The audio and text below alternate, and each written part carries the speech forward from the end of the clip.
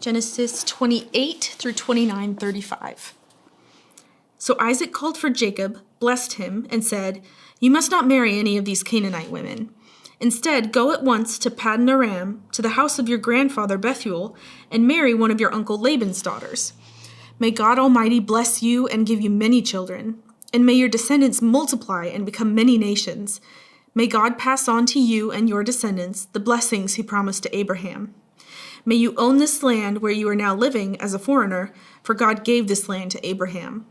So Isaac sent Jacob away, and he went to Paddan Aram to stay with his uncle Laban, his mother's brother, the son of Bethuel the Aramean.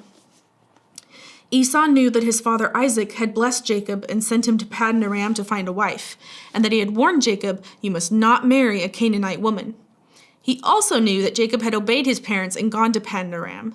It was now very clear to Esau that his father did not like the local Canaanite women. So Esau visited his uncle Ishmael's family and married one of Ishmael's daughters, in addition to the wives he already had. His new wife's name was Mahalath. She was the sister of Nebaioth and the daughter of Ishmael, Abraham's son. Meanwhile, Jacob left Beersheba and traveled toward Haran. At sundown, he arrived at a good place to set up camp and stopped there for the night. Jacob found a stone to rest his head against and lay down to sleep.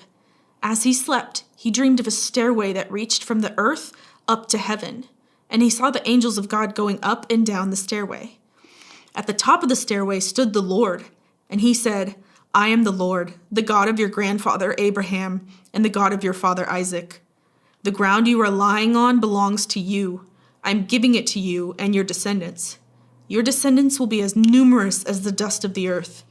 They will spread out in all directions, to the west and the east, to the north and the south, and all the families of the earth will be blessed through you and your descendants. What's more, I am with you, and I will protect you wherever you go. One day I will bring you back to this land. I will not leave until I have finished giving you everything I have promised you." Then Jacob awoke from his sleep and said, "Surely the Lord is in this place, and I wasn't even aware of it." But he was also afraid and said, "What an awesome place this is. It is none other than the house of God, the very gateway to heaven." The next morning, Jacob got up very early. He took the stone he had rested his head against, and he set it upright as a memorial pillar. Then he poured olive oil over it. He named that place Bethel, which means house of God, although it was previously called Luz. Then Jacob made this vow: "If God will indeed be with me and protect me on this journey, and if he will provide me with food and clothing, and if I return safely to my father's home, then the Lord will certainly be my God. And this memorial pillar I have set up will become a place for worshiping God, and I will present to God a tenth of everything he gives me." Then Jacob hurried on, finally arriving in the land of the east. He saw a well in the distance. 3 flocks of sheep and goats lay in an open field beside it, waiting to be watered, but a heavy stone covered the mouth of the well. It was the custom there to wait for all the flocks to arrive before removing the stone and watering the animals. Afterward, the stone would be placed back over the mouth of the well. Jacob went over to the shepherds and asked, "Where are you from, my friends?" "We are from Haran," they answered. "Do you know a man there named Laban, the grandson of Nahor?" he asked. "Yes, we do," they replied. "Is he doing well?" Jacob asked. "Yes, he's well," they answered. "Look, here comes his daughter Rachel with the flock now." Jacob said, "Look, it's still broad daylight, too early to round up the animals. Why don't you water the sheep and goats so you can get back out to pasture?" "We can't water the animals until all the flocks have arrived," they replied. Then the shepherds moved the stone from the mouth of the well, and we water all the sheep and goats. Jacob was still talking with them when Rachel arrived with her father's flock, for she was a shepherd. And because Rachel was his cousin, the daughter of Laban, his mother's brother, and because the sheep and goats belonged to his uncle Laban, Jacob went over to the well and moved the stone from its mouth and watered his uncle's flock. Then Jacob kissed Rachel, and he wept aloud. He explained to Rachel that he was her cousin on her father's side, the son of her aunt Rebekah. So Rachel quickly ran and told her father Laban. As soon as Laban heard that his nephew Jacob had arrived, he ran out to meet him. He embraced and kissed him and brought him home. When Jacob had told him his story, Laban exclaimed, "You really are my own flesh and blood." After Jacob had stayed with Laban for about a month, Laban said to him, "You shouldn't work for me without pay just because we are relatives. Tell me how much your wages should be." Now Laban had 2 daughters. The older daughter was named Leah, and the younger one was Rachel. There was no sparkle in Leah's eyes, but Rachel had a beautiful figure and a lovely face. Since Jacob was in love with Rachel, he told her father, "I'll work for you for 7 years if you'll give me Rachel, your younger daughter, as my wife." "Agreed," Laban replied. "I'd rather give her to you than anyone else. Stay and work with me." So Jacob worked 7 years to pay for Rachel, but his love for her was so strong that it seemed to him but a few days. Finally, the time came for him to marry her. "I have fulfilled my agreement," Jacob said to Laban. "Now give me my wife so I can sleep with her." So Laban invited everyone in the neighborhood and prepared a wedding feast. But that night, when it was dark, Laban took Leah to Jacob and he slept with her. Laban had given Leah a servant Zilpah to be her maid. But when Jacob woke up in the morning, it was Leah. "What have you done to me?" Jacob raged at Laban. "I worked 7 years for Rachel. Why have you tricked me?" "It's not our custom here to marry off a younger daughter ahead of the firstborn," Laban replied. "But wait until the bridal week is over, then we'll give you Rachel too, provided you promise to work for another 7 years for me."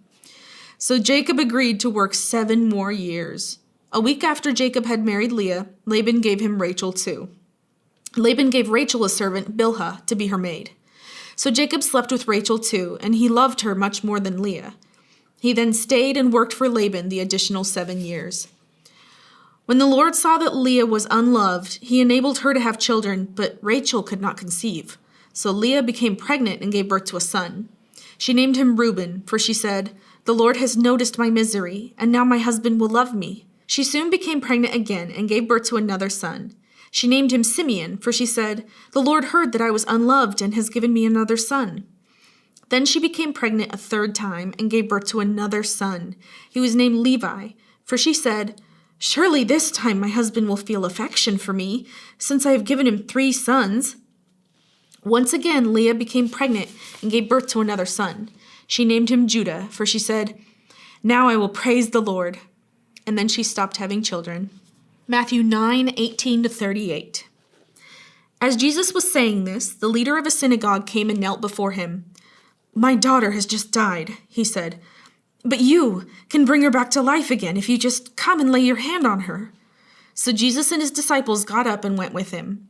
Just then, a woman who had suffered for 12 years with constant bleeding came up behind him. She touched the fringe of his robe, for she thought, "If I can just touch his robe, I will be healed." Jesus turned around, and when he saw her, he said, "Daughter, be encouraged. Your faith has made you well." And the woman was healed at that moment. When Jesus arrived at the official's home, he saw the noisy crowd and heard the funeral music. "Get out," he told them. "This girl isn't dead, she's only asleep." But the crowd laughed at him. After the crowd was put outside, however, Jesus went in and took the girl by the hand, and she stood up. The report of this miracle swept through the entire countryside. After Jesus left the girl's home, 2 blind men followed along behind him, shouting, "Son of David, have mercy on us." They went right into the house where he was staying, and Jesus asked them, "Do you believe I can make you see?" "Yes, Lord," they told him, "we do."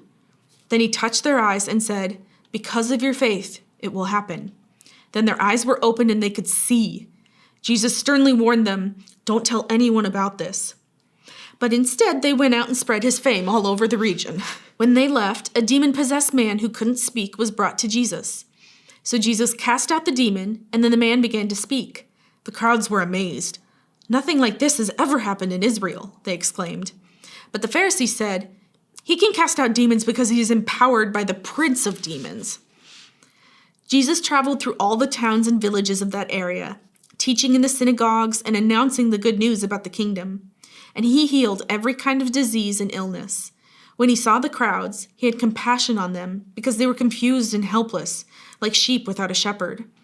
He said to his disciples, "The harvest is great, but the workers are few. So pray to the Lord who is in charge of the harvest. Ask him to send more workers into his fields." Psalm 11. I trust in the Lord for protection. So why do you say to me, "Fly like a bird to the mountains for safety"? The wicked are stringing their bows and fitting their arrows on the bowstrings. They shoot from the shadows at those whose hearts are right. The foundation of law and order have collapsed. What can the righteous do? But the Lord is in his holy temple. The Lord still rules from heaven. He watches everyone closely, examining every person on earth. The Lord examines both the righteous and the wicked. He hates those who love violence. He will rain down blazing coals and burning sulfur on the wicked, punishing them with scorching winds. For the righteous Lord loves justice. The virtuous will see his face. Proverbs 3:11 and 12. My child, don't reject the Lord's discipline, and don't be upset when he corrects you.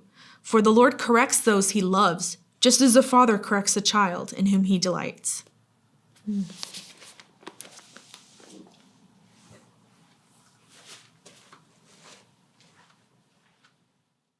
Do you know a man there?